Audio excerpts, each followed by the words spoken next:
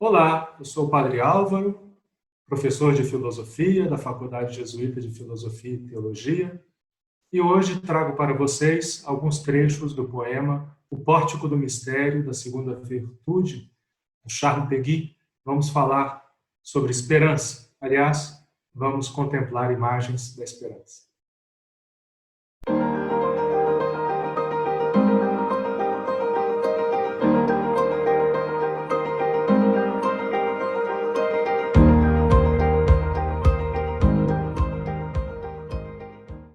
Padre Álvaro, nós estamos vivendo a maior crise sanitária, talvez, da história do Brasil, e somada a essa crise, nós vivemos também uma crise econômica, política, com muito desemprego, morte, fome. No planeta inteiro nós estamos sentindo isso. É possível nós percebermos sinais de esperança no meio de todo esse cenário?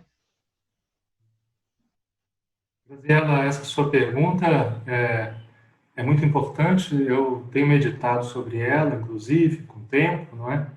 E como professor de filosofia, eu até comecei a pensar sobre as razões que nos fariam ter esperança hoje em dia, mas espontaneamente eu fui sendo levado, deslocado para o poema do Charles Péguy.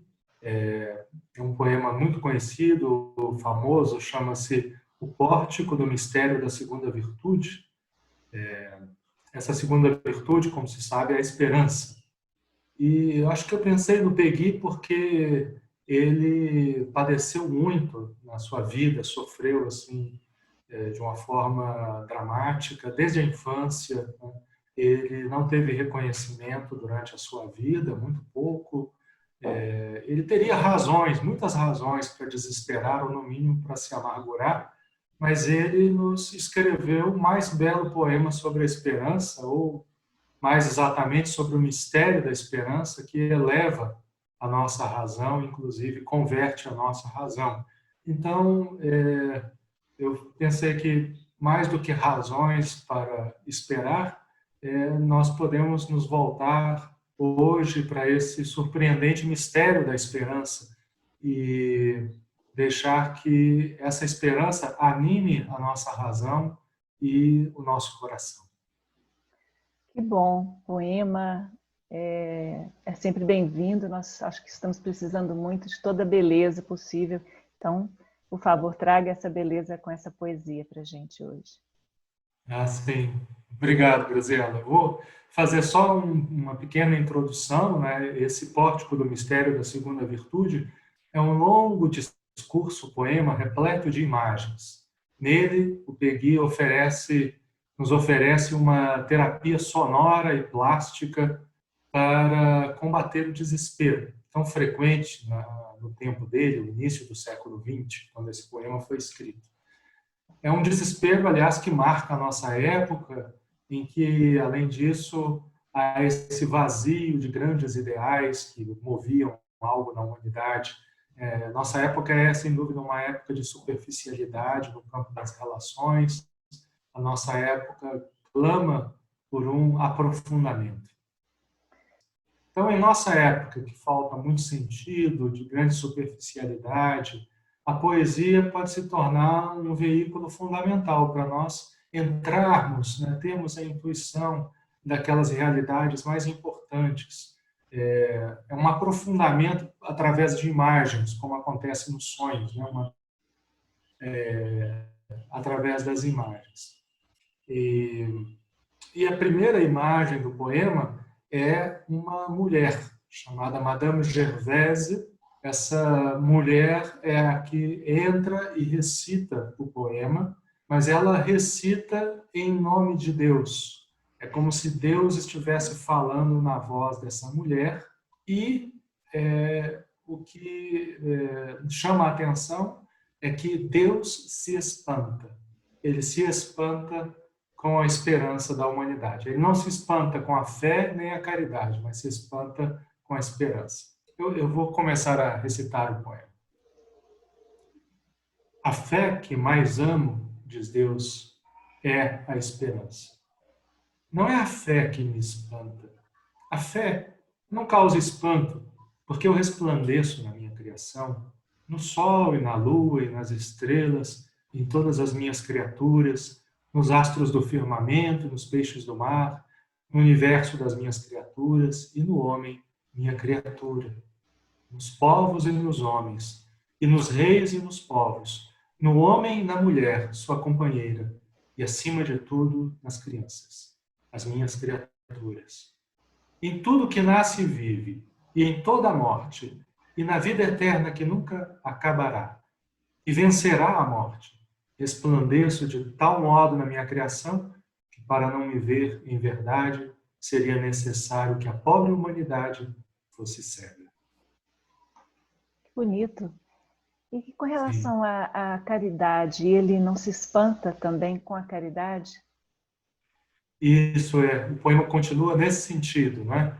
A caridade não espanta, não surpreende Deus. Peggy diz assim: não é para espantar, porque a pobre humanidade é tão infeliz que, a menos que tivesse um coração de pedra, não podia deixar de praticar entre si a caridade.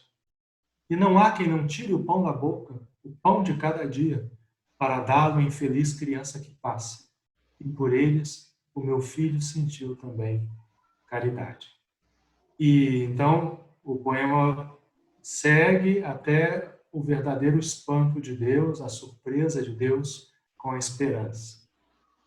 Mas a esperança, diz Deus, essa sim causa-me espanto. Essa sim é digna de espanto.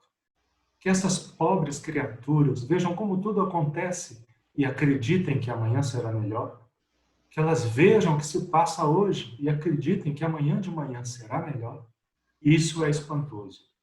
E essa é a maior maravilha da nossa graça. E isso a mim mesmo me espanta, pois é preciso que a minha graça seja em verdade de uma força inacreditável e que ela brote de uma fonte como um rio inesgotável, desde o primeiro momento, e corra para sempre.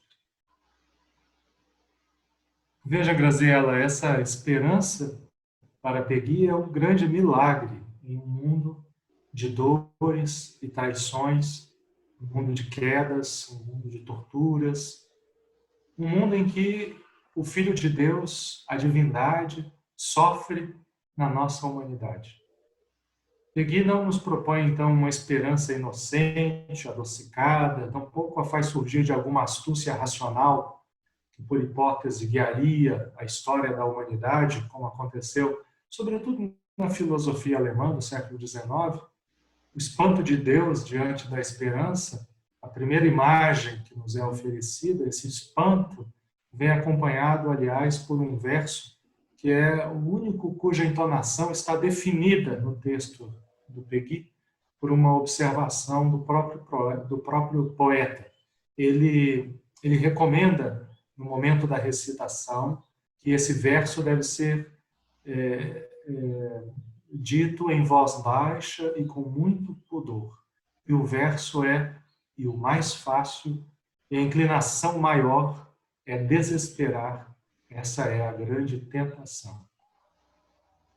Então, a dificuldade, não é, de ter esperança no mundo mostra como que a esperança é algo misterioso, que brota no coração do ser humano e que dá testemunho de uma graça.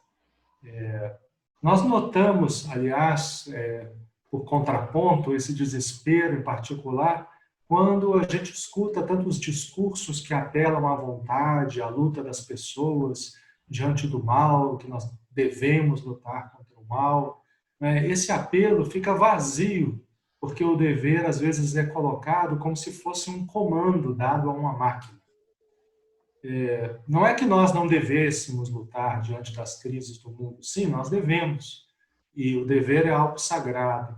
Mas o impulso para a luta não vem do dever, e sim da esperança. O dever só é sagrado porque ele está animado pela esperança. A nossa capacidade inexplicável de esperar ou a graça da esperança que nos foi dada. Eu separei duas passagens para recitar, são duas imagens que nos ajudam a entrar no mistério da esperança. A primeira é a das três irmãs, que é muito famosa, a mais famosa, e a outra é a do lenhador que trabalha numa floresta gelada. Sobre as três irmãs, claro, essas são a fé, a esperança e a caridade.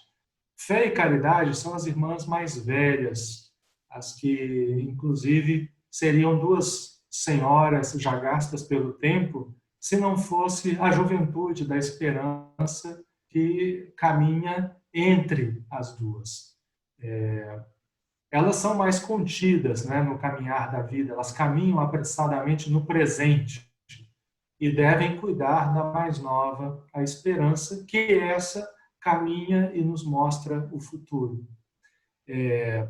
A fé e a caridade são as mais famosas, as mais citadas por todos, né?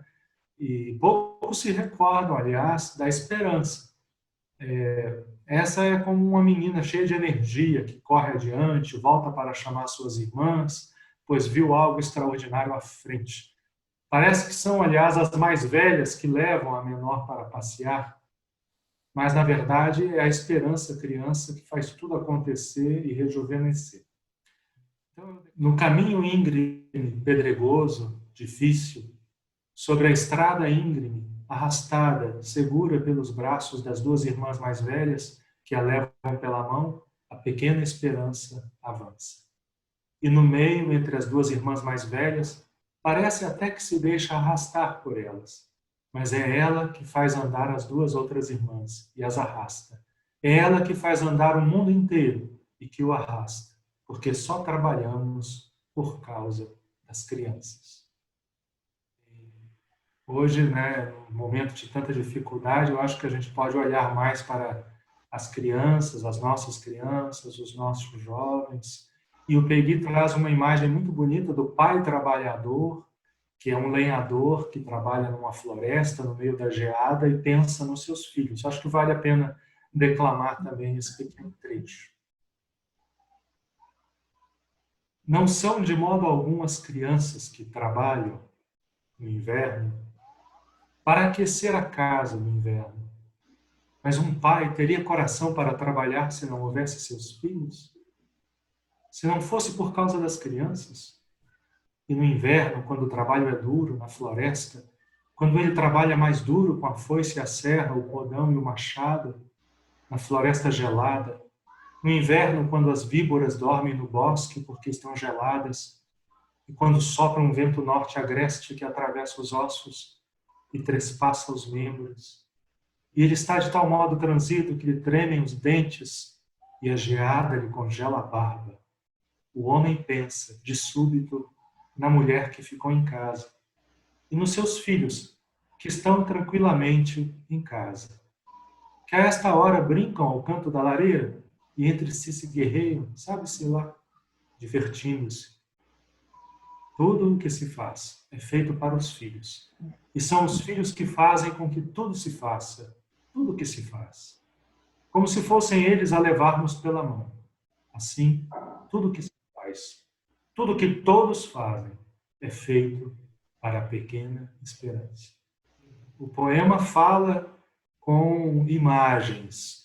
Ele traz a esperança ao coração por meio das imagens.